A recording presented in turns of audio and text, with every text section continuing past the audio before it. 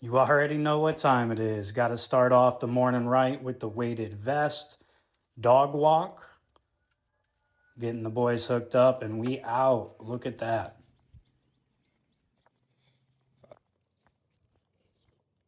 6:08, not bad. But like I was saying, guys, we now have a shed in the spot, which is actually really sweet. So next part of the project is just going to be making the house match the shed. Finished up with the walk, just got back. Now I got to start with my first set of Grease the Groove today. It's first set of 9. Now it's time to actually get into the workout itself. First, I got to clear out the floor. Now this is going to be the entire workout ran. You see the timer up in the top right, so you'll know there's no skippage here. It's just sped up.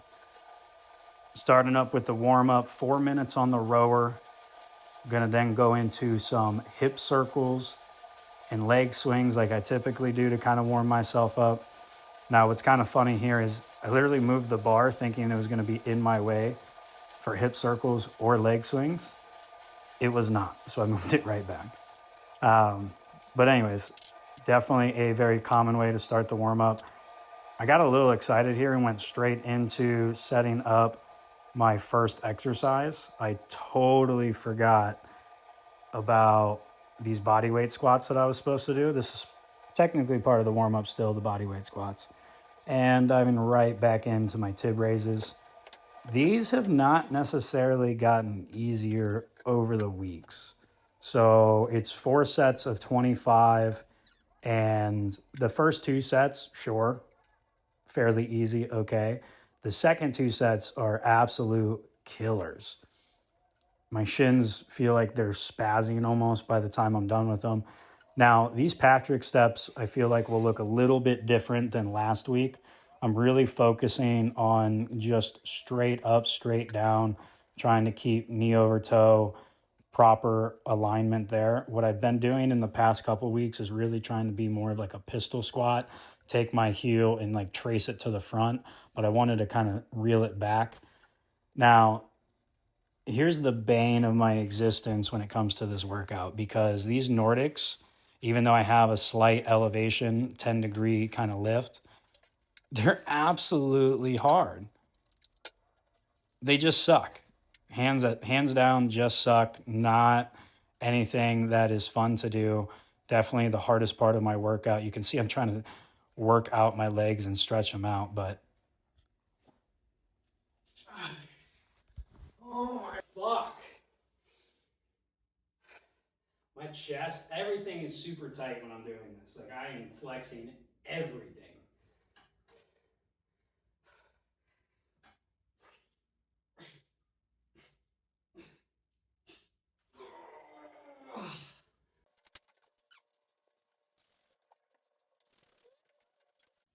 I mean, that's literally so strenuous, stressful, hard, whatever word you want to use, that I now feel a lot of tension right through the inside of my right knee.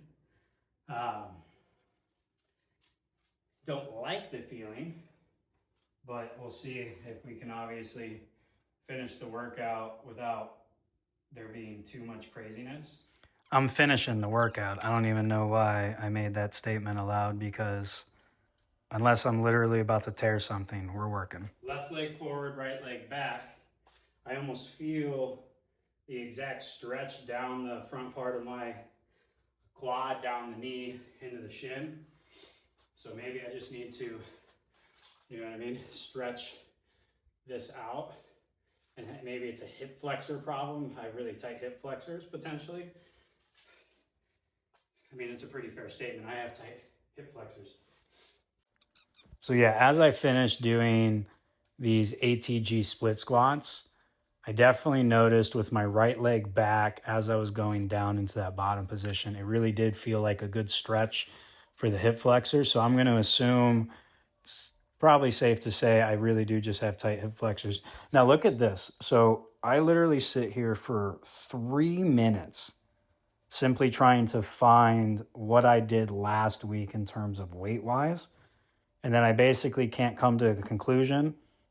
So I'm like, fuck it. And I just start putting weight on. And I'm like, I'm pretty sure I had a 15 and then a 5 on last time. So that was 20 per side. So I'm coming to these RDLs with 45 kilograms on top of the bar. So it's a 65 kilogram RDL. And for anyone that's wondering or asking, why do I have kilogram plates instead of just regular, pound plates? The answer is pretty simple. It goes back to a few years ago when I actually bought everything and I had ambitions to do lifting competitions and stuff like that. So I figured I might as well already get used to the kilogram plates being what I use and what I am used to weight wise. That way I can just go to these competitions and be like, yeah, throw on my 82 kilograms. But I've yet to do a competition, so they're just, kilogram plates. There is so much tension in the back side of my right knee. Like, part of me doesn't want to continue, but, like, well, whatever.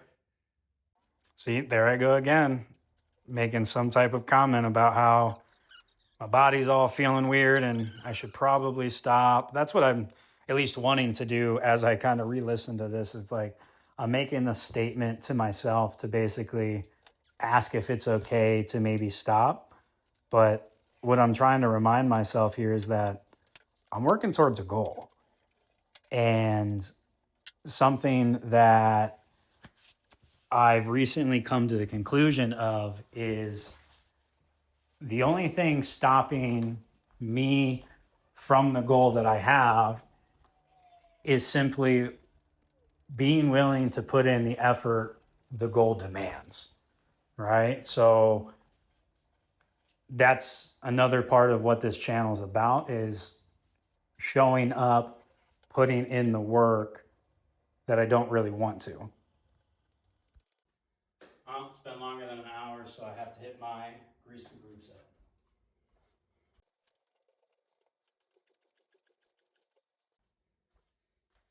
It really is getting shittier and shittier to grab that bar. I wonder if I took like a file and filed these calluses down, if it would help rebuild like that strength or if it would just make it more tender. But 70 minutes, workout's done. Week 9, day 2, baby.